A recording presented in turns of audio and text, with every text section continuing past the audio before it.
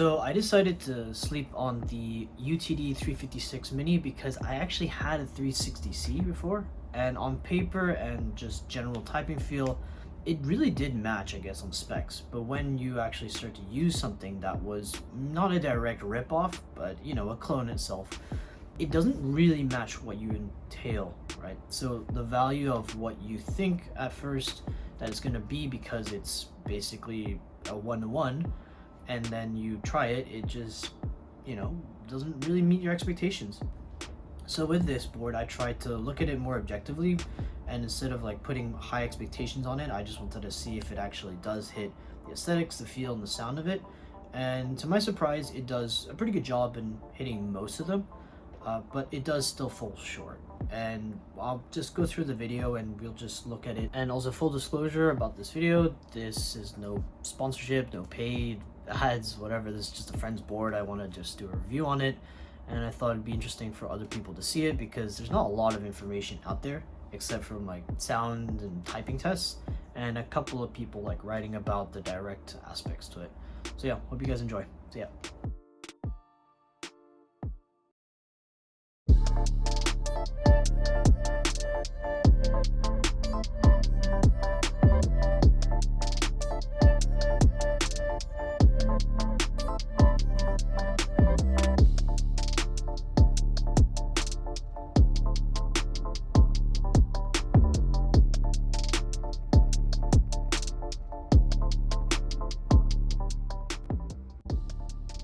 So quickly examining the externals, the board has a rounded basic curvature to its design, and there's chamfers all around it, so they run through everything on every part of the board. So it's kind of a finer, more simplistic aspect to it. And the side profiles are a really basic kind of timeless side profile that most OG boards and what I prefer also have. So sorry about all the fingerprints as well. Black anodization, also quite easy to become a fingerprint magnet. And here you also have the USB port, and you have the top case and the bottom case aligning against everything. And you can see that the top case actually has a bit of a aluminum bit that doesn't sit completely flush from top to bottom.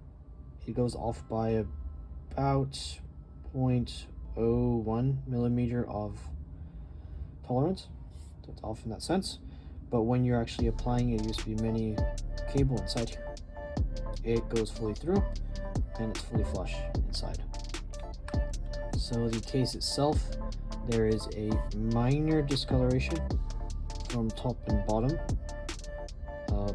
Of course, that shouldn't be the case for boards that are a little bit more price point heavy or higher mid-tier price point based boards.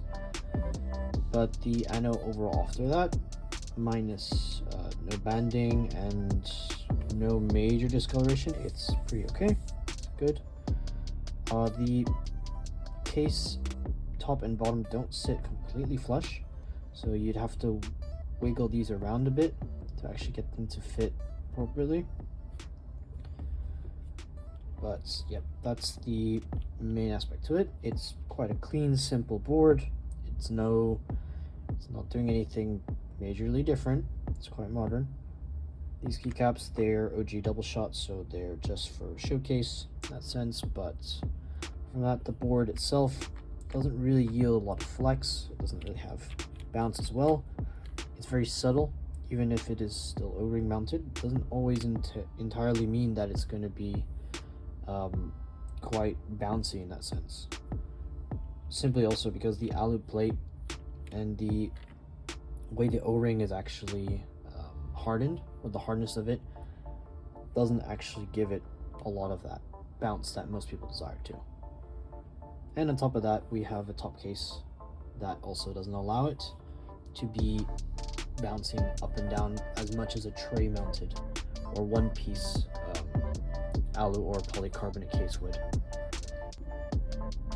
So now let's look at the back of the board.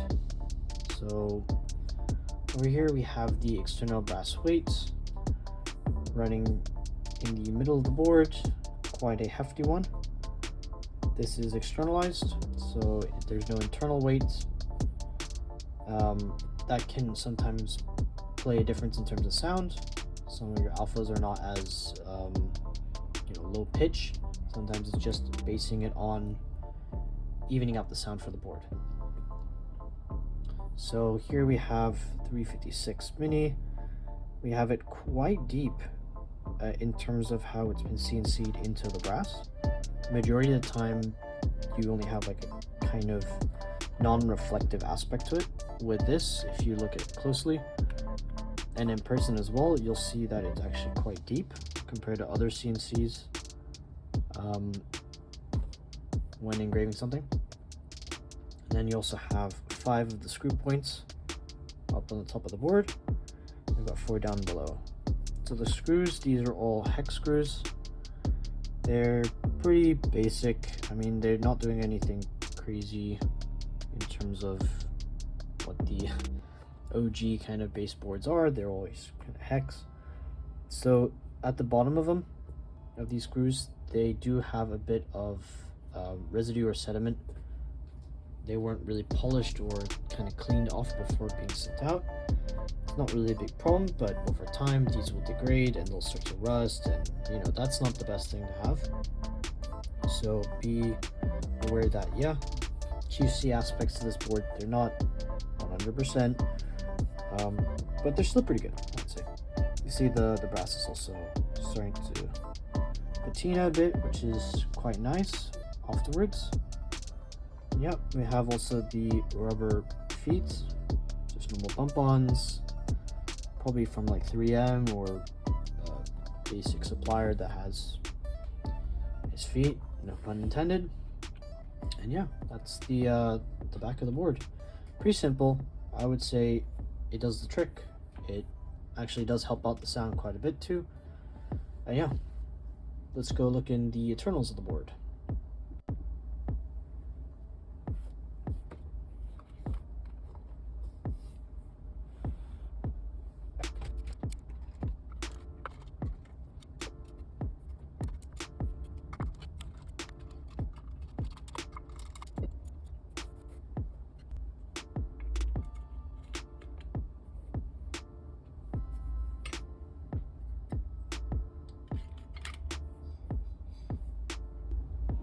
So now that we've opened the board, have a look at the top piece.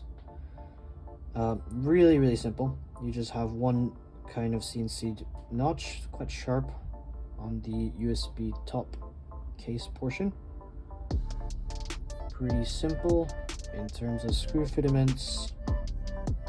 It's pretty basic, very thin on all the sides, and you also have these kind of placeholders for the alignment pillars inside the bottom part of the case. Now screws can fit in through all these, as you can see.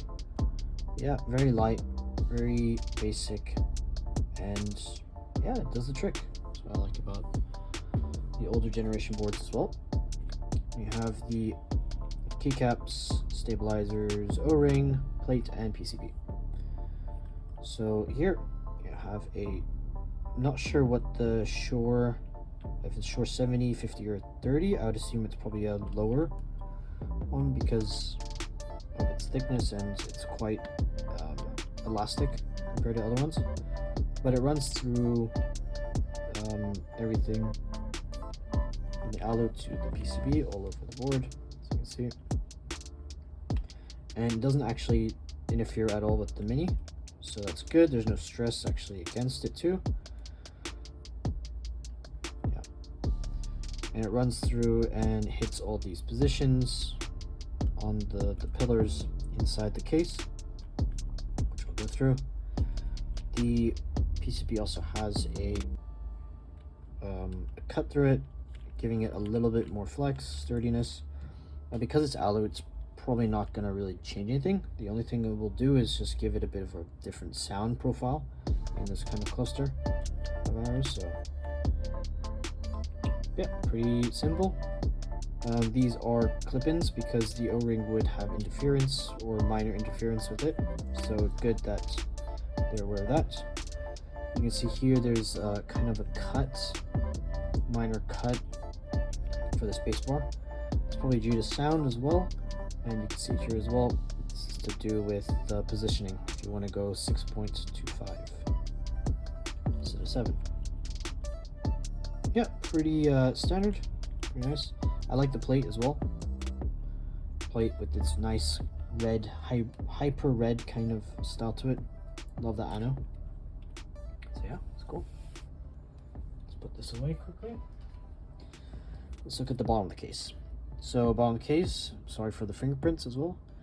You have all the alignment pillars inside. So you see on the UTD here, it's got a kind of a double and a stepping or a step based positioning as well. So when you place the O-ring, it will sit flush here, as I can demonstrate here. Grab this, see the O-ring. When you place it on here, it'll be positioned, and then you'll basically take this top part, flip it upside down, take the screw, and the screw goes through here and comes up. So that's the magic of the O-ring mounting, for also having a O-ring with a two-piece kind of alloy design. Cool. Like I said before, with the alignment pillars, so on the top case it aligns here, so it'll be more flush, and the tolerance will be tighter as well. You have the bottom UTD engraving. The machining on it looks pretty good. The overall internal machining as well is pretty good too. It's got minor dings and bangs. I'm not sure if that's from the maker or from my friend, but overall it's still okay. You know, if this is A or B stock, it's still pretty good. Yeah, no discoloration, no issues. The anno looks pretty good. You also have here a little like kind of depress. So when you're putting in the USB mini, there'll be a bit of a bounce, so it needs to have a little bit more space so it doesn't touch the bottom of the case. And it looks like there's enough clearance, so that's very good. Yeah, and you also have some alignment positions here and here too, so it's pretty cool. Yeah, just quickly looking at the screws as well, you can see that they're not threading yet, but they are a little bit dark on the bottom, so those weren't cleaned before being sent out, but overall, it's not bad.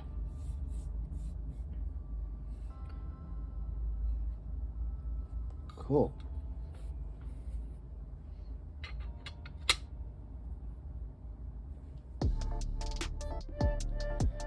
So let's start to close it up and give the initial impression and tucking test as well. So the first thing you do as well is you just place it here, take the top piece, close it up, now grab the bottom piece. Because you don't have any like way to like hold onto the keyboard itself, it kind of becomes this massive fingerprint magnet if you have black anodization, which is, you know, not the best for most people, and especially as well for myself, where I live in a humid country or a humid part of the world, so it doesn't really help. So the good thing that the case does provide is those kind of pillars for when you place it. So when you're kind of screwing it back in, you know that it's going to align. You can hear like a kind of clip-in sound, and then you can start to kind of screw it in. The tolerances are fairly tight, so when you do hear that sound, you need to press kind of firmly, and then you're good to go.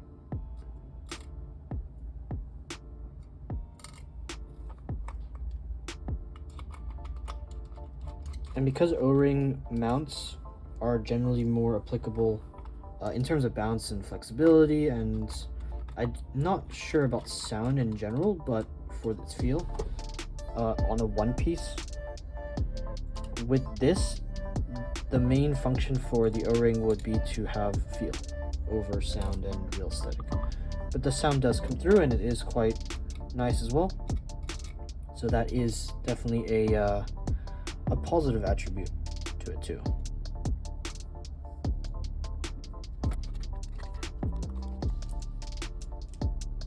So there we have it. This is the UTD 356 Mini.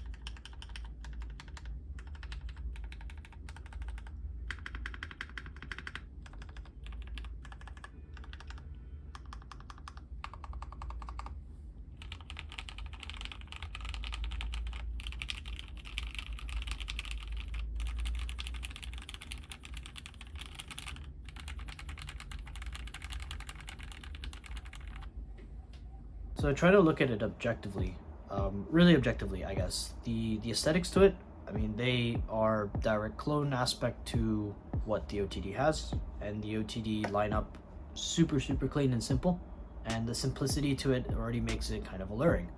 Anyway, from like a mech kind of enthusiast, I guess. From a sound feel point of view, I guess the sound could be more desirable. I would say because it's an OG kind of bass, and a lot more people that are in the hobby nowadays, they look for this kind of flex, bounce kind of esque sound and feel to boards as well, which does also mean you're trying to reduce things based with foam. And of course this board doesn't really pair with foam at all. It wasn't designed for with foam, and that to me is like, it's a good sign that it still kind of meets those marks for OG based keyboards or older generation based keyboards. But for the newer generation, I don't know if it really does fit that kind of sound and feel aesthetic aspect. But overall, I do think it is a good board. I don't think it's worth the price for what you can get right now in the market. You have a lot of other budget options like the Buck & Echo. You also have other people that do GBs, where they already put through weights in. They've already done internal and external weights as well, at a much lower cost as well. And you also have the Unicorn. You also have the other boards like Noxery that does a few O-rings as well, that do a dual kind of mounting system, probably priced much higher, but they actually match it against what is qualified as value proposition, right? And it's hard to really define any other board that can really match it. I guess it's a good mid-tier, but it's not really worth it. If you knock off maybe $40-50, I would say it'd be worth it. But yeah, those are my thoughts, and thanks for watching, and please subscribe and hit like on this video as well. Alright, see you guys in the next video. Bye.